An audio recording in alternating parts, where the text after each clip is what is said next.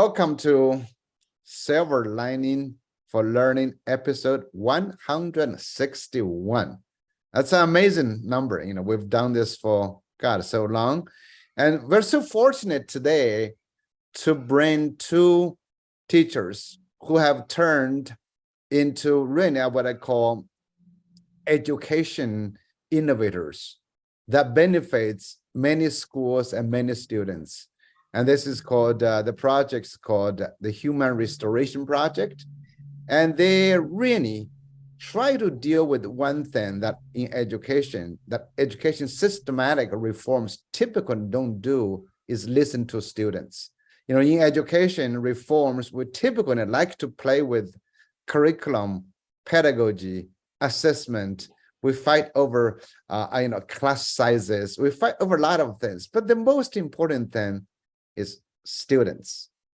And today we're lucky to have Chris McNutt and Nick Covington, who are with us, who will share their stories first, and we will ask questions. Chris, you want to go first? Sure. So first off, thanks, Young, for the introduction. Thank you all for being here. I'm excited to share more about HRP and the work that we're doing. So as you mentioned, Nick and I are both former public school teachers. We both left the classroom to do HRP full-time about a year ago.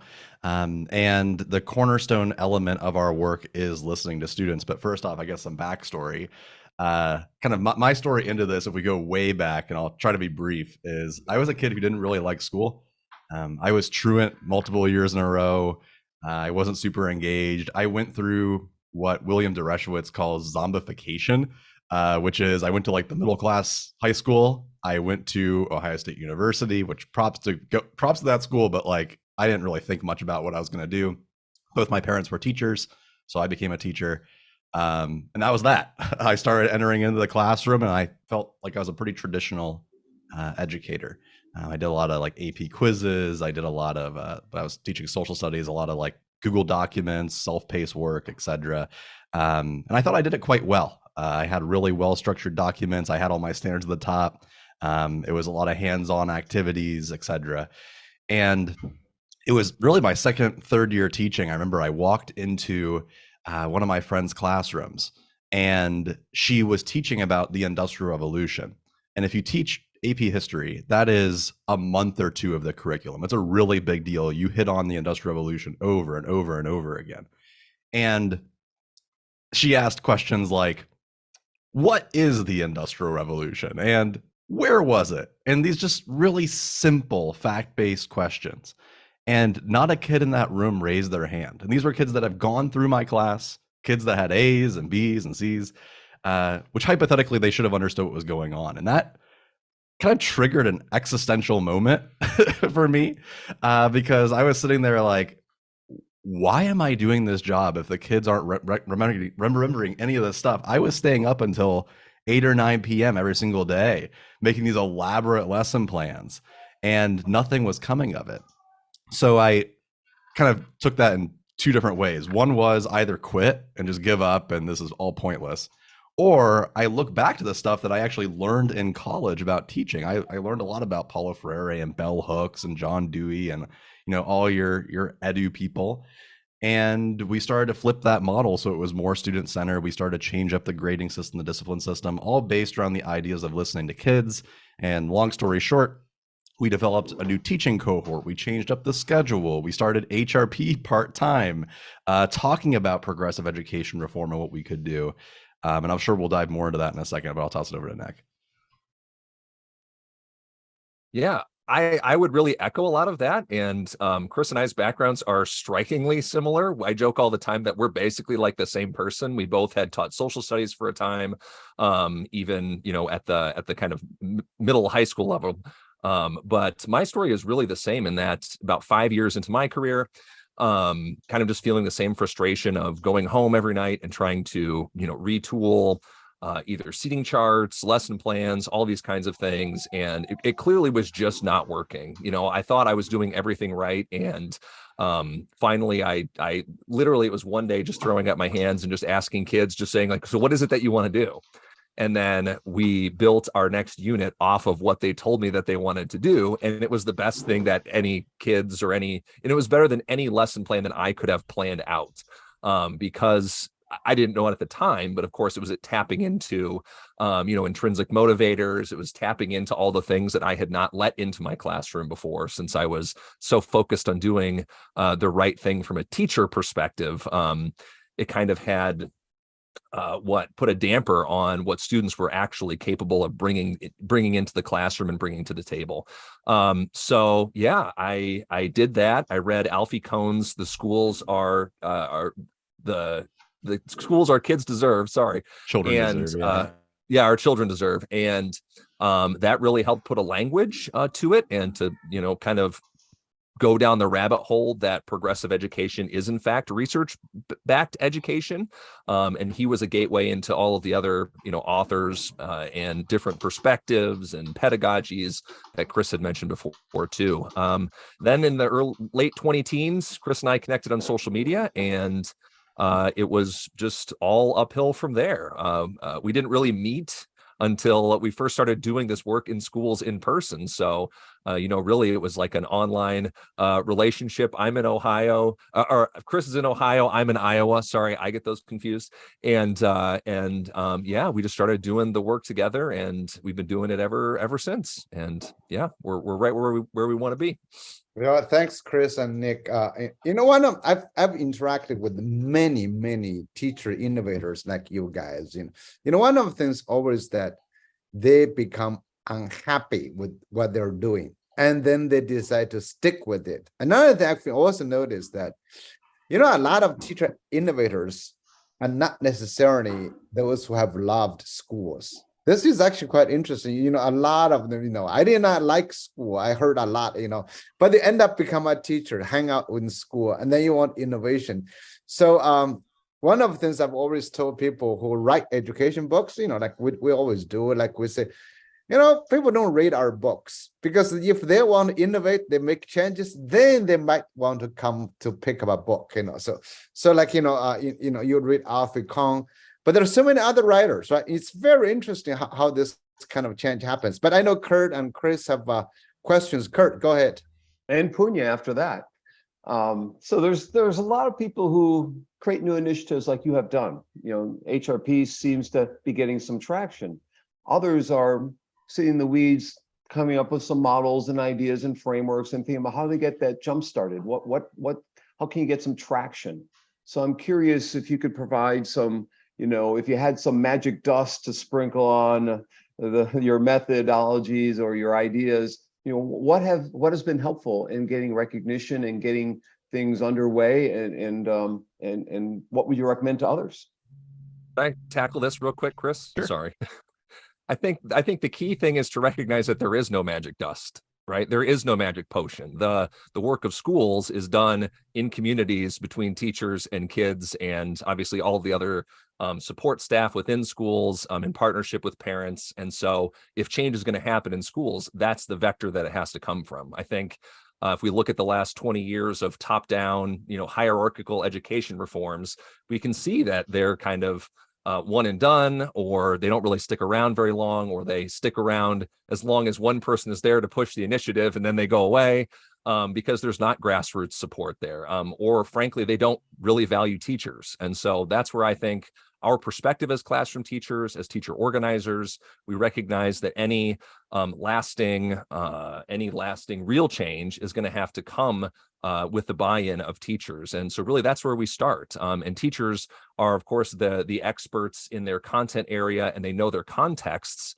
So we're not there to tell them really how to teach, right? We're there to help them connect to the passions and the things that brought them into the classroom in the first place, that caused them to want to be in a room full of 30, in many cases, 30 plus kids at a time, to teach them about math or science or history, about all those other things, and really give them permission to reconnect and give them frameworks and narratives that help them shift their thinking, right, to kind of onboard them into new ways of thinking about student autonomy, about classroom discipline, about instructional design and assessment. And when we go to work with teachers and they see that we're on their side and we're not just the consultant of the week who comes in to give them a program and an acronym and then go, right? We're there to do the work with them. And we're there to actually talk to their kids too, because our model, our human-centered schools model, begins with student focus groups. So we go in and we talk to a cross section of kids from however many grade levels we're allowed to, and hopefully with a community focus group on the side as well that has parents, employers, religious figures, whoever is important in that community, kind of come to a understanding of the goal and the function and the purpose of the school, and to get parents' perspectives on the way that things are going, so we can pair that with kids too, and make our recommendations for change and work to implement them alongside, again, teachers, kids, administrators working together, as we know the endeavor of education functions. Chris? Yeah, I mean, I can build upon that just by, or I guess other Chris that you were addressing. I just realized we got two Chris's on the call. No, but really quick, really quick to build off of that. I think what has worked for us, which might not work for everyone, is we're not just a PD organization. Like, we're not just a consultancy group. In fact, we see consultancy as our kind of secondary thing that we're doing. We are basically developing a network of teachers who think this way, that want to share things with each other. We're one of the many networks amongst this massive decentralized space of people who are, quote unquote, restoring humanity to education. So we offer, like, we're on episode 137, I think, of our podcast. We offer a bunch of free resources. We have writings and blogs and conferences and all sorts of things, primarily of which are free. So we're developing and trying to create this space and ethos of share best practices in education, don't gatekeep those resources, and ensure that folks not only are onboarded to understanding why we want to make change in education, but more importantly, like, how do you actually do it?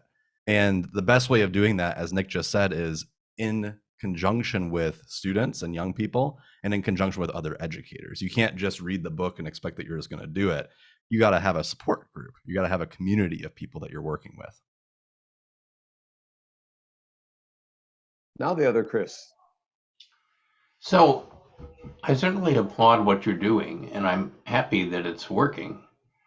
When I was reading the description, what came to my mind is a catalyst. So a catalyst is about something that triggers off some kind of reaction where everything else that was needed was there, but the reaction wasn't happening until the catalyst came along. And I looked at the list of when you ask students what they want, and first, it's a great list. Second, it's a list that we've had for decades. We keep kind of reinventing this wheel in education. And I'm sure that many teachers buy into that. And I'm sure actually that many smart parents buy into it too in the community. So it's interesting that somehow students feel nobody's listening, teachers feel nobody's listening, parents feel nobody's listening, and you come along and people discover, hey, we're all thinking the same thing, and now we're listening to each other. Is that a fair description of part of what you're doing? Is that like a theory of action for you?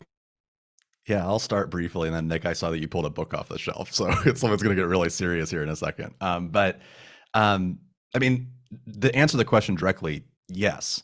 One of the most fascinating things that we see time and time again when we go and work with schools is we'll be invited to do PD, we'll talk to kids, we'll start doing teacher action research with a group of teachers, and teachers will tell us, this all sounds great, but admin doesn't want us to do it.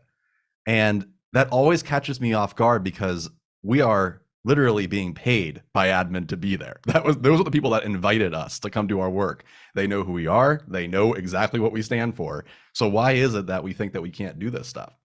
And then we'll go talk to admin, and admin will say, oh no, they're allowed to do that. But so-and-so, I don't know if so-and-so is going to go along with it. And I don't know if the district's going to go along with it. And then we've talked to districts, and the superintendent says, actually, no, this all sounds great, and we should do that. So there is this barrier that exists between different levels, whether that be students and teachers, teachers and admin and district level, whatever, that is not allowing that catalyzing change. It's not allowing for folks to interact and talk about what is important to them. To share a brief story that it's just really fascinating work. We're working with a school in either South or North Carolina. I always get it confused. Super rural school, really out in the middle of nowhere. We're talking like, I believe 250 kids in the high school. And we were doing a community focus group. And we asked questions about things like equity and social justice and diversity. And I had some pre-thought ideas that perhaps that wasn't going to go so well. This is a very conservative community. Newsmax was on in the coffee shop. It was a pretty conservative area. And we invited this community focus group in, and we asked them questions about project-based learning, about SEL, about diversity, equity, inclusion, etc. And they all told us the exact same stuff that we hear in liberal communities in California, in Hawaii, in Michigan. They said the exact same stuff. Everyone wanted the exact same things. And it's really interesting that when you get to the root of learning and what it means to be human and things that we care about and our values and ideals, we actually have a lot more in common than we might think from how we consume news media and things of that nature. So all of that to say, we've worked with schools that actually are making change. I think we can get wrapped up in the narrative that like nothing's working and that education's doomed and that we should, and that the natural end of that conversation is like, well, why don't we just end all public schools, or what, like there's like very scary implications about that rhetoric. But there are a lot of schools and a lot of teachers doing a lot of really cool work. We're just trying to connect them together and help make that happen. Nick, did you have something? Yeah, I'll add, it's hilarious you saw me grab this. You probably know what I grabbed off the shelf. But we were up in Michigan working with a school just last month. They're going to be actually launching a school within a school model based on work that we've done with them, kind of based on outlines and things that we built with them just this past month. And it's so funny because we were cleaning out their library space, which is going to be the primary open meeting space for the school within a school. And their library kind of was underused, underutilized, just a lot of storage. And you know how library and academics and stuff, just over time, it's like sedimentary rock, right? It just builds up. So we were moving their old professional learning library, which had stuff about like surfing the World Wide Web and all these other kinds of things. And I grabbed this book. I don't know if you can see it on here, but it says Interdisciplinary Teaching in the Middle Grades. It's from the National Middle School Association, and it's from 1987. And this is exactly the kind of thing that we are going into that school today, when it was originally built in the 60s, but we're going in there today now. This book is as old as Chris and I, to do this work with that school starting this year. So yeah, it's a tale as old as time, right? We know what works in education. It's just that again, teachers, admin, right? We're responding to a lot of different incentives and messages about what education should look like. Well, here's the deal. If it worked, we wouldn't be having the outcomes that we have. And here's what I mean by that. Teachers, K-12 teachers have the highest burnout rates of any profession in the United States. More than healthcare workers, more than lawyers, more than retail, more than any of them, right? And at the same, what's that? More than baristas, right? More than baristas. Yes. Okay. Yes. And so the corollary to that is that kids are depressed and they're anxious and they're disengaged from school and they're not feeling hopeful about the future at about the same rate, right? So here we have a school system that burns out teachers and students alike. And for what? Right? Test scores aren't going up at the same time that we're, degrading and dehumanizing all the people within them. So our kind of take to it is that we can be responsive to one of two things. Okay, we can keep being responsive to test scores, which overwhelmingly have been flat. And of course, now we're seeing the outcomes of the disruption of COVID just writ large, or we can be responsive to the human beings inside of those schools. So what would it look like if we tried to decrease teacher burnout, right? We know what that looks like. There are books written about that. We have practices, processes, structures, et cetera, that could do that. What if we made it so that schools were a place that kids wanted to be? They were engaged while they were there, right? They were doing community focused, important, meaningful work during their time there, so that they're engaged, interested, they're not apathetic, right? They're feeling less depressed, less anxious. We kind of think at HRP that if we respond to that part of the equation, that the learning will follow, right? We tried to chase the test scores for so long, degraded the humans inside the system, and now we have none of the above. Well, let's respond to the human side of it, and then the learning part will follow. That's what the research says about how humans learn, about how project-based learning, interdisciplinary learning, SEL, self-determination theory, universal design for learning, all these different frameworks that we pull from to say, look, this is how humans learn. This is how you can learn in schools. We just got to change some systems and structures around to make it happen. Because that's, the flip side of that is the structures and systems we have are creating the outcomes that we get. So let's change the system, change the outcome. Well, that's amazing. Thanks for sharing that. One of the things I was going to say before Punya jumps in is like, why aren't more teachers doing what you are doing?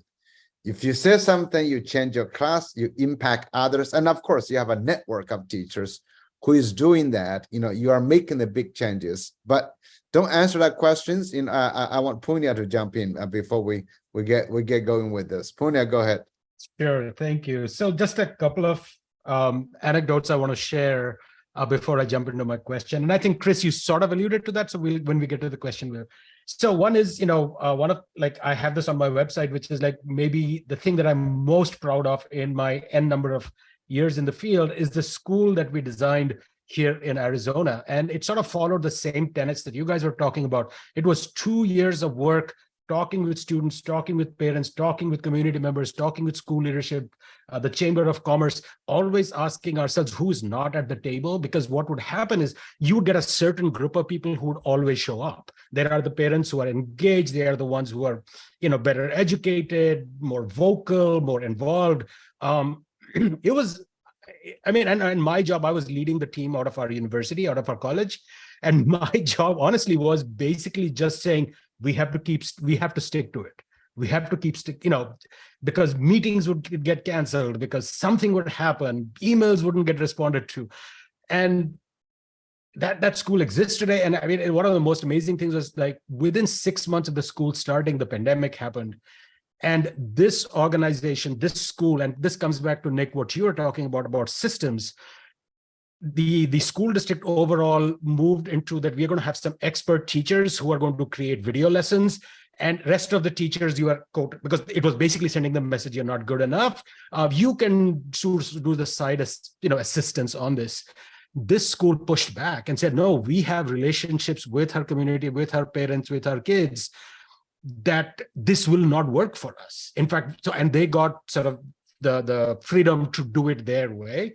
And to me, that was one of the greatest sort of proofs of success, test of success of the system, because the system was more resilient than the rest of the district in some ways, right? And so thank you for that emphasis on thinking about systems, because those are invisible to us, right? There's this lovely book, I'm blanking on the name of this book, where this person talks about things that are invisible and starts with like atoms and molecules and quarks. But by the end of the book is talking about systems which guide what we do, which are always invisible to us. So the more we have a discussion around systems, the more, I think, powerful and important it becomes. But my question really was, Chris, and Nick, you are in Iowa, and I've been reading sort of the political sort of frame within which public education sits today. Iowa is at the forefront of many of these discussions. So is Florida. So are many other states. And then Chris, you sort of talked about it in talking about one of the Carolinas. I'm just wondering how these progressive ideas, because the moment you say progressive, it comes with a bunch of baggage in other people's minds, right? So as much for myself as for somebody else on a different part of the political spectrum, right? And I'm wondering how you are Are you concerned about it? Do you wear that badge, or do you find other ways of speaking about it which don't raise flags by focusing on, which I think strategically might be the smart thing, which is on the humanity, on humanism, and building out of that? So I'm just curious, because we live in a very interesting, politically fraught times in terms of polarization and knee-jerk responses, which small groups can make a lot of noise. They might not represent the whole, but act as if they do. So I'm just curious about how you guys, are you facing some of these challenges? And then what are some strategic ways of thinking productively about it, rather than sort of be like, oh my God, there's nothing we can do, right? So I'm super curious to hear what you can tell us about that. Yeah, I'll start this one, because there's kind of two prongs to that question. I'll actually start by what our strategy is, and then I'll talk about the concerns that we have, because the concerns do exist. In our strategy, 101 HRP is show rather than tell. We can spend all day talking about theory and getting into arguments and like talking about the current state of education. But at the end of the day, you just have to show people what it is that we're talking about. And the way that you do that is through either narratives and storytelling. So going in and talking with kids and having people hear it from the kids. There's nothing more powerful than opening up a professional development by just listening to 20, 30 different kids that you've probably had in class talk about why they want to see change in education. And they always tell us the exact same things. And we'll probably share that more here in a bit. That's the first part, is tell those stories, get those narratives out. But then as a teacher, it's just doing it. Don't wait for someone to come and like instigate these policies. Just do it and make the learning as public and visible as possible. You can show your receipts by what the kids are doing. I was a huge fan of Expo Nights when I was a teacher.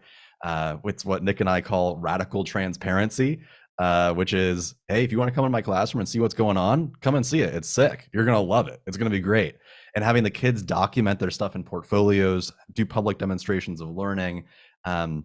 And every single time a family member would come into my class or would come see the work, they'd be like, this is amazing. Why are more teachers not doing this? They weren't looking at my political identification or things that I say online, perhaps, that might get me in trouble with 50% of the population. They were just liking what I was doing because it looked cool and the kids enjoyed it. To answer to that second point surrounding concerns, we do have concerns about the current state of education, what's going on in Florida, Iowa. I feel like Ohio's like third up to bat in what's going on, because it's alarming. There is a national movement towards both deprofessionalizing teachers. We're seeing some states like Oklahoma that now say that you don't even need a college degree in order to be a teacher, as well as a warping of the curriculum that comes alongside that to go, quote unquote, back to basics and simplify education to the point where there's no more critical thought. And if that comes to pass at the exact same time of these stressors facing teachers, if you have a bunch of teachers leaving and then you have a bunch of teachers coming in that just aren't adequately prepared, well, it'll be very, very, very difficult to see any educational reform because people aren't prepared to do it. And this is all at the exact same time as you see the growth of artificial intelligence, this kind of post-truth movement happening globally, climate change, whatever. Those are going to be serious problems now. They're going to be serious problems in the future. And in my opinion, the way that you address that is through having kids work on things that involve critical thought, that involve collaboration, that involve all those soft skills that we keep talking about in the last 50 to 60 years. That's how you address those things. But that new-ish movement, that conservative backlash, I suppose, to these types of practices is not going to allow for that type of thought. It's going to be, I'm going to repeat the talking points. I'm going to go through this very shallow basic curriculum, and ultimately I'm going to be even more disengaged than I was perhaps before in a more traditional system. Yeah, I'll build off of that to address Punya's question about the systems, because those understanding those invisible systems is dangerous in today's climate, right? So whether it's looking at the systemic racism or thinking about gender identity and sexuality, bringing a light onto those systems is perceived as dangerous, and so the laws obviously are designed to target those things. Well, we also know too that the research says that within schools, if teachers have autonomy supportive administrators, they will also be autonomy supportive of their students. And the opposite is also true, right? So it's the maintenance of these hierarchies, both professionally and then also within education, that what we're trying to tackle as well, because it's the it's the case that then if teachers feel autonomy supportive by their administrators, they're going to be willing to, do more inquiry-based, project-based, interdisciplinary learning that is autonomy supportive for kids in their classrooms as well. And yeah, it really is an existential threat, but it's also why Chris and I are so passionate about working in public schools, as opposed to working primarily within private schools or charter schools where these things might be just part of, everyday life. We really want to go into those contexts where it's going to be really important for kids, particularly kids from marginalized communities, who are not otherwise going to have access to this kind of education elsewhere, because they might not go on to a four-year college and take a sociology class, or they might not be with other people who are different from them. So we love working with schools, again, Michigan, Ohio, in Iowa, in South Carolina, where these kinds of conversations are going to be really important compared to the coastal areas where at a private school, they might get that instruction anyway. So yeah, we're trying to bring light to those systems, both in education and then in the profession as well. And partially that's why that's a dangerous idea, because it involves giving teachers more professionalism, trusting teachers just as much as we would trust kids. So thank you. This is a really interesting conversation. So I got two comments and a question. One comment goes back to what Chris was talking about. You talk to the teachers, said, oh, the principals don't want to change. You can talk principals, oh, there may be the superintendents. I've written a bit about that, which I call that's a very bad habits in education. Whenever any interesting changes could happen, but we always blame the other people. Always, right? Then you go to say, well, parents don't want to change. I said, which parents? Teachers are not able to change. So we have a chain of blaming in education. Really, wherever you go, it's always somebody else who don't want to change. That's I think you guys are in this thing, because whenever we speak, you go to we speak at a principal's conference, we speak at teachers' conference, we speak at a superintendent. They seldom together. So, one of the things I do with working with schools is really, I said, bring your students, bring your teachers, bring your principal and superintendents. We'll work together for a day or 2 days. Let's just really figure out what's possible, what's not possible. The second one comment I want to make was really when Punya was talking about design the school. We bring the students, bring the teachers, bring the community. Sounds really good. So I was thinking about the Punya when you joined Michigan State University. So there was a bunch of professors trying to redo the educational psychology PhD program. So after they've redone everything, they all left. I said, what the heck is with that? So basically they designed it. Now the new ones have to adopt it. So that gets me thinking about when we design a school, you involve a group of students and parents, they're here. By the time the school is set up in 2 years later, those students have gone. And then you could have designed a school when the principal would be gone. So I was really thinking a lot about what's sustainable. Punya, I'm not saying your school is not working. I'm just saying so how do you, this is really my question.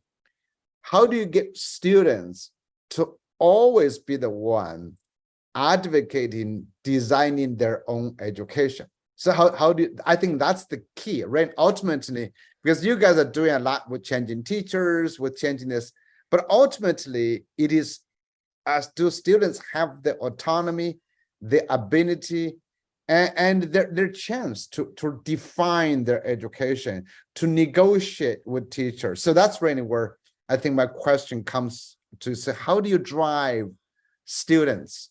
So before Chris and Nikki jump in, so two things now. So I love this thing about like bringing community. So one of the questions I used to always ask when I work with schools or whatever is, where are the janitors, where are the bus drivers in the design of the school?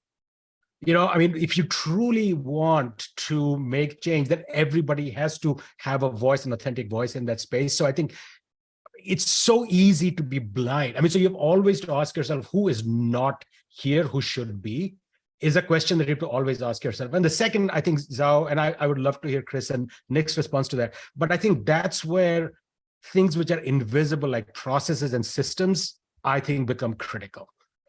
And if in the PhD redesign, if you just designed the courses, but did not design the admission process, when the faculty leave, it's gone. But if you change the process of what a dissertation should look like, and it's coded into the system, into a policy, that has a greater chance of surviving. So that is my sort of short answer, but I am not the guest on this show, so I'll shut up. No, because that actually is the answer to the question, right? Is how do you maintain student autonomy in their own space, given, teacher turnover, admin turnover, student turnover, right? As students matriculate out of systems, they kind of take knowledge, institutional knowledge with them too. So it is building those structures and systems into how the school functions, into school culture, both formally and informally. As teachers who are not on board with change retire, or they self-select for other buildings that are different from that, then you hire in more people who want to have that, and then eventually, maybe 2, 3, 4, 5 years down the line, you have a core group who not only has done it, but they have models, they have paperwork, they have documentation, they have LMS, they have everything kind of aligned to work. So it's not just one teacher like myself or Chris, toiling away and constantly beating their head on the wall, or constantly being the person to push the envelope. You actually just have, hey, welcome in here. Here's how we do this. Here's how we onboard kids. Here's how we get them going into these practices.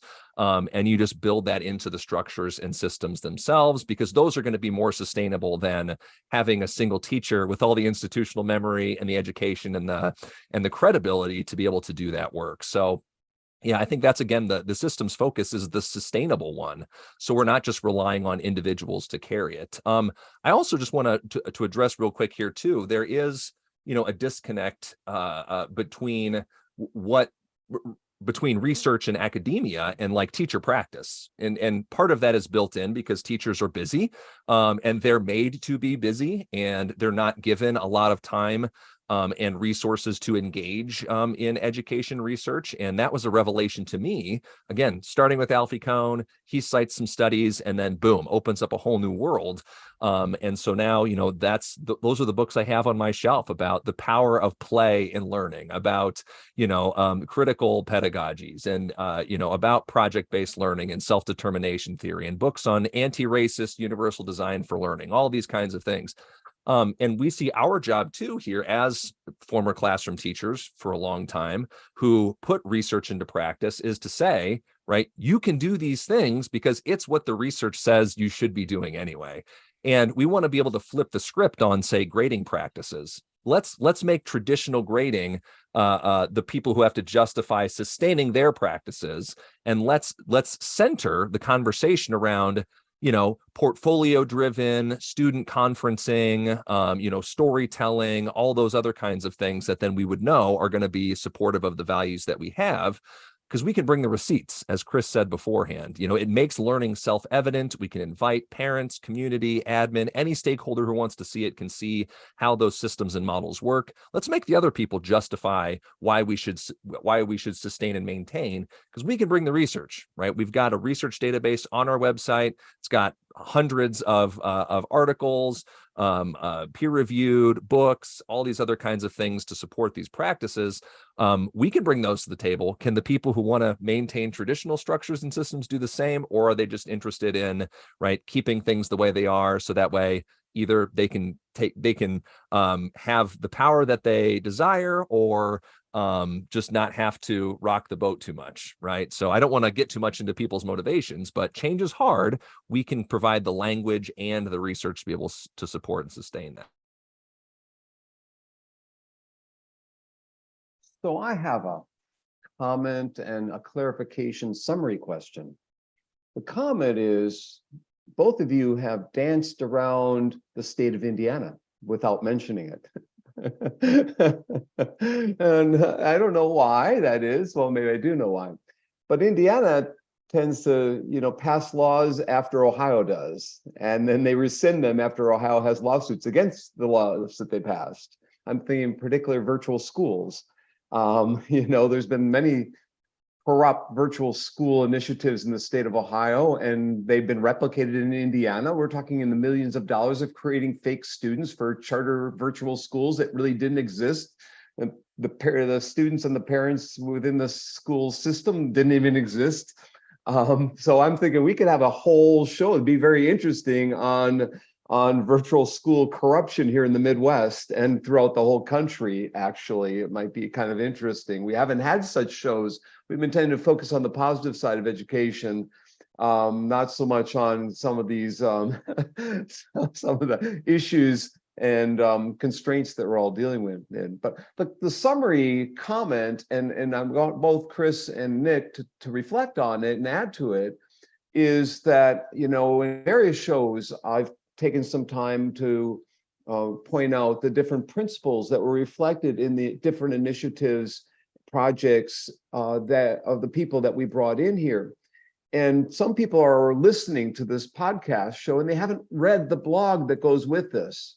And so I recommend to anyone who's listening to this show that haven't had a chance to read kind of the background information that pertains to the show to take a look at it and to see if it makes sense to you and how you might utilize the principles that are existing within the HRP program and within similar programs, as Chris points out, as Punya points out, as Young points out.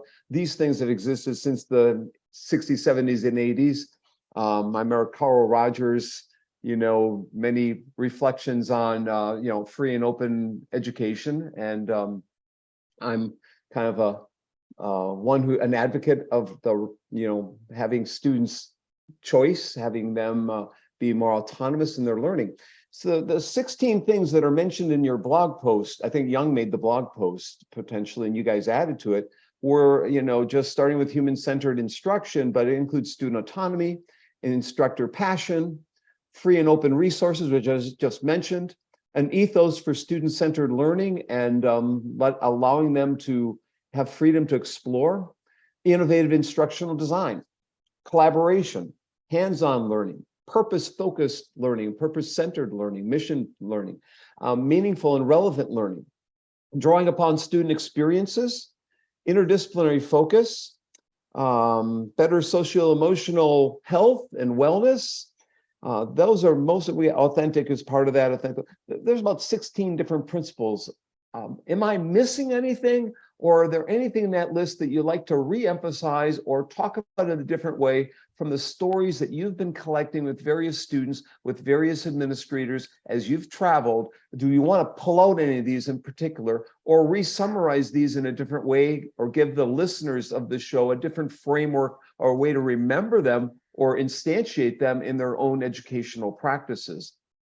Yeah, I mean, I'll start, which is probably the most fascinating part of this work by far is we've now spoken to, thousands of young people as part of these focus groups across the United States. We've even spoken to some internationally. And the information they share with us is always the exact same. We kind of joke that we really don't have to remake our PD when we go school to school because we know what the kids are going to tell us. They always tell us the same information. And what really stands out to me are what we call ratio questions. We'll sometimes ask kids like, what percentage of your work would you describe as independent versus how much would you have your work would you describe as being in a group, and what would be your preferred ratio? So to go through a few of those, every single group tells us that 90 to 100% of their work is independent, and 10 to 0% is in a group. And we ask them, okay, what's the preferred ratio? 50-50, maybe 40-60. And 9 times out of 10, when we ask them, where is that group work happening? It's in their electives. It's in all of their classes that they got to choose, which hand in hand end up being their favorite classes, are the ones where they get to talk with their peers, because of course. We ask them questions about how much of your work is like self-paced, where you're working through like a Google document or a worksheet or something like that, versus how much of it is hands-on. And we found increasingly, especially since COVID began, that number is actually 100-0, that all of it, nearly all of it, is independent self-paced through a Google document, especially for students at the margins, students that are both like remediating work, that are doing like credit recovery, but also kids who are now like in AP courses or college courses where they need to get through so many standards to meet the test needs. And they're just going through all these self-paced documents, and kids don't like that. Their preferred ratio is again like 50-50. We ask community members the exact same questions about how they feel about school and what their school experience was like and what they wish for their own kids. And they tell us again, it should be 50-50. So to me, we use all these different buzzwords in education, like interdisciplinary learning, self-paced learning, authentic learning, and those can be interpreted in a variety of different ways. But at its core, the foundation of this is people know that the way that we're learning in school doesn't make a lot of sense. Kids see it, parents see it, admins see it. Getting to what Yang was saying earlier, there's this disconnect between actually catalyzing that and getting it started because we potentially distrust each other or don't think it's going to work. But like, we kind of know what we need to do. So the foundation that HRP sets is in our 4 values. And to briefly talk about those, we talk about purpose finding community relevance, the fact that learning should be centered on helping kids discover who it is that they want to be. That both means from a career standpoint, but also like literally what are their values? What matters to them? Where do they want to live? Like actually thinking about and reflecting on those things, as well as getting involved in their local community and recognizing the assets there and who they are as an individual within that community. The second is that social justice is the cornerstone to educational success. We think it's hyper important, obviously, that classrooms are anti-racist and they support all kids. They're not anti-LGBTQIA. They actually recognize the humans that are there, because how can you learn in a space that doesn't respect who you are as a person? The third is that dehumanizing practices do not belong in school. We know that things like grading and standardized testing usually cause more harm than good. And there are models to change those things. It's not like we have to give up all forms of assessment, but there are ways that we can do this in a sense where, we're not harming kids. And I think, again, like Yang probably knows this quite well. He's literally written books on it. And then finally, learners are respectful toward each other's innate human worth. We talk a lot about autonomy, a lot about supporting teachers, autonomy both for kids, but also for adults. And if we have these foundations in place, we can play around those foundations within our own context and community and build something different. That idea of sustainability is important here, because if you have these frameworks in place and you're approaching these ideas from this mindset, kids will be the ones that defend the practices. If you have practices in place where kids are working in groups and doing cool stuff in their community and going on field trips and putting together these portfolios and really excited about going to school, and then let's say they transition to the high school, which is not like that, both family members and kids are going to be like, what the hell? Like, why are we not doing this now? And they're going to be their own self-advocates to making that change. Can I speak to this on the, there's the student side of things, right, that Chris is speaking to, but there's the teacher side as well. And I know we had written in that blog post that like most people are dissatisfied with the professional development that they receive. In a lot of ways, I think it's only about 29% are satisfied, which leaves the other 71% dissatisfied. So we know PD overwhelmingly sucks for teachers because it is sort of one size fits all, one and done, et cetera, et cetera. And that's the other half of this too for us, is again, not just rehumanizing the experience of school for kids, but also rehumanizing it for teachers as well. And so those principles that Chris had mentioned, of course, create a learning experience for kids that's built on those things. But how does the work that we do with schools actually model those values? In fact, it does so in a way where I think about 90% of attendees at our last conference, our virtual conference just a couple weeks ago, said it was the best virtual conference that they had attended. The testimonials that we get for the PD work that we do with schools say stuff like, this organization has tapped into the original why of many educators that's often lost or overshadowed by the unfair or unrealistic expectations placed on our public schools. Another one said, your group has articulated the things that I instinctually know, but have lost in all of my PD and College Board years of training. I'm 25 years into this gig, glad I can reacquaint myself with what originally got me into teaching and finish my career ethically whole. another person, this will be the last one, but on our conference said, the conference to restore humanity was a transformative experience for my educator soul. I am grateful for this experience that left me feeling renewed to embrace the challenges we're facing and make a real difference in the lives of my students and ultimately the world as a whole.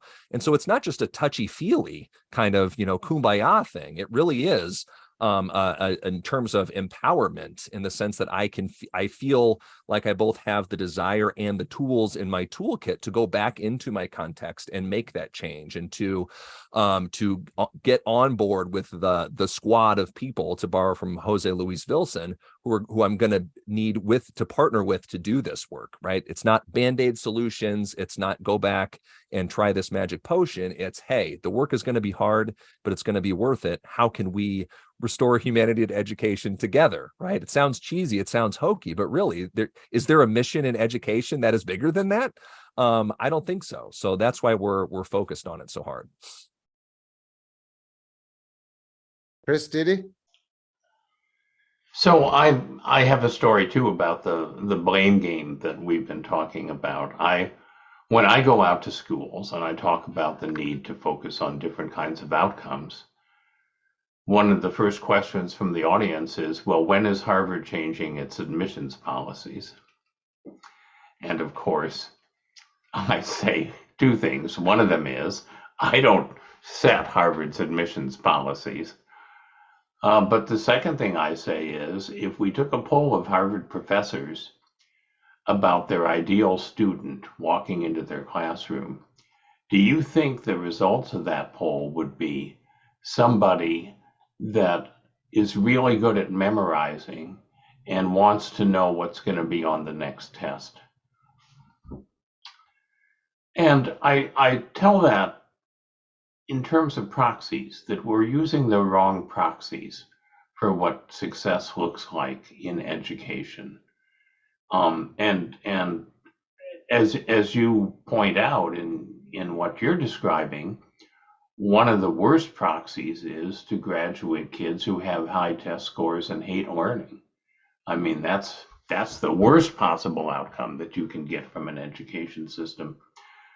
And one of the things that strikes me about bringing together the community into the mix is to ask adults, what do employers want? What is the best coworker that you can imagine coming in and being a colleague for you? It's parallel to that Harvard question, because the answer is not somebody who shows up and says, well, which essay would you like and when? Or somebody who shows up and says,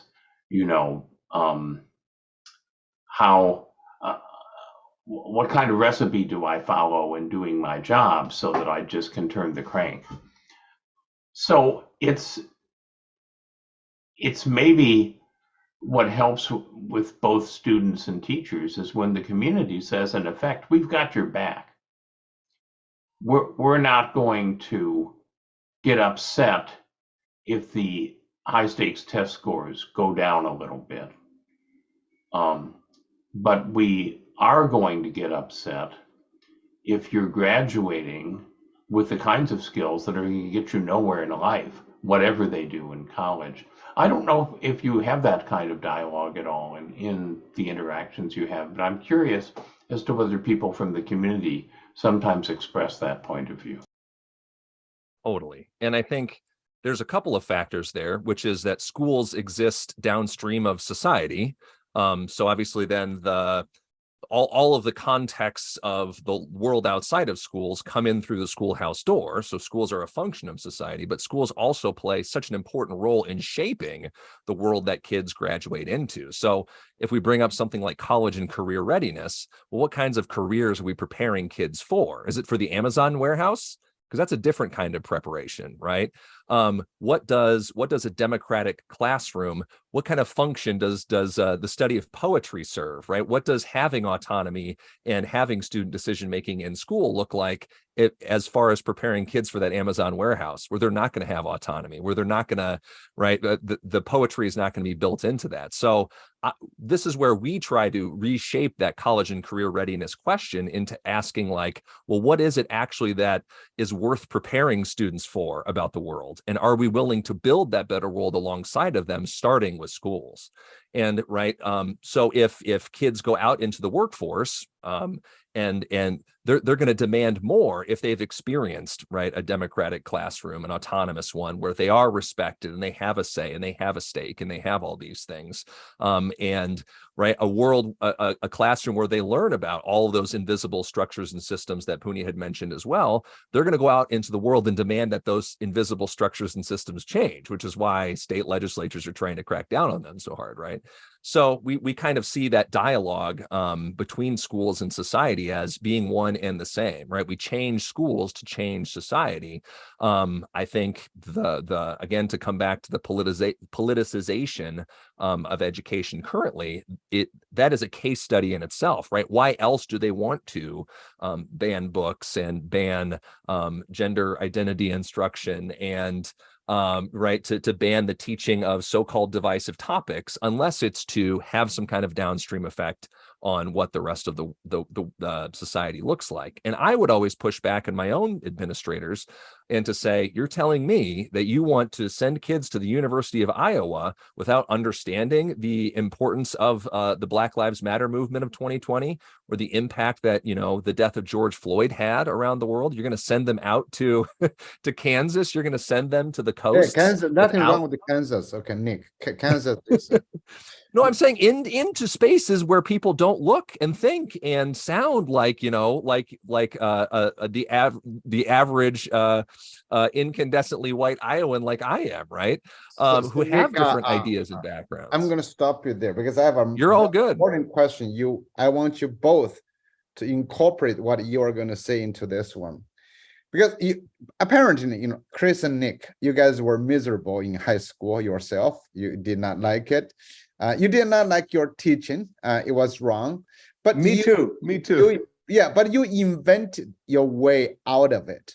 So in a sense, like, you invented joy out of it. And that's what you want your students to become, right? They can be democratic, they can be autocratic, they can be autonomous, they can make right decisions.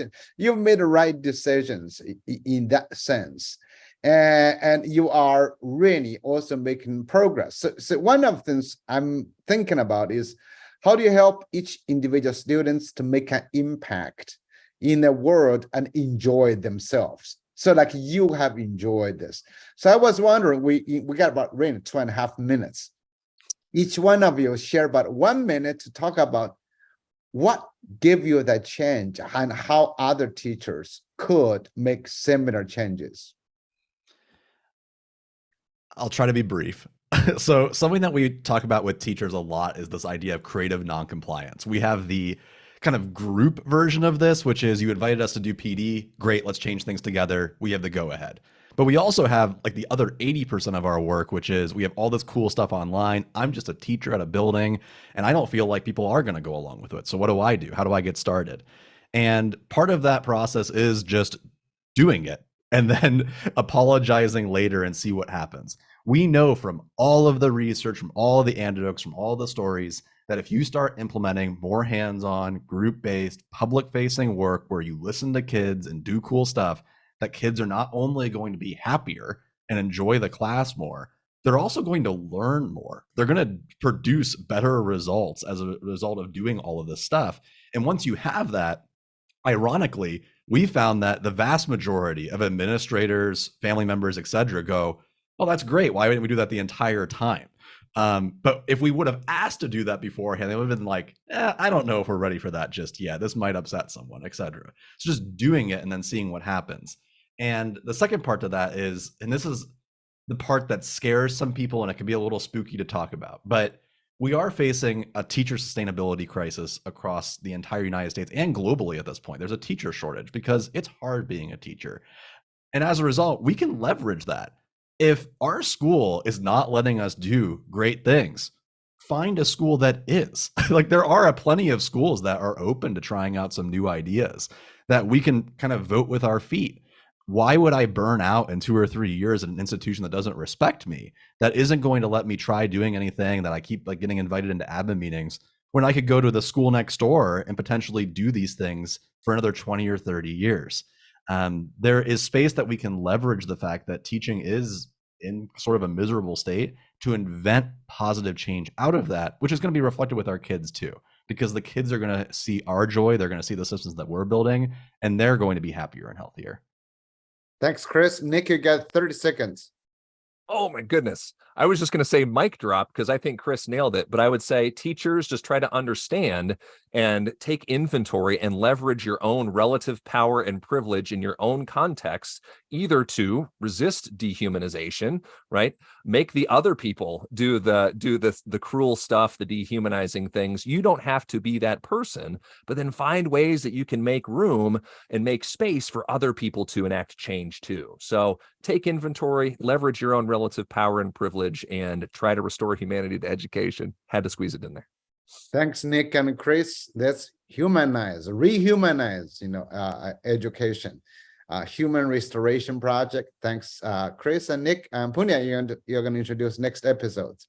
Yes, I am. And again, thank you, Chris, Nick, for joining us today. This was great. So, excuse me. Next week, we have the art and science of learning engineering. We will be joined by 3 of my colleagues here at ASU, Daniel McNamara, Scotty Craig, and Rod Roscoe, to discuss this emerging field of learning engineering. These are very interesting, smart colleagues of mine, and I enjoy hanging out with them. So I'm looking forward to that conversation.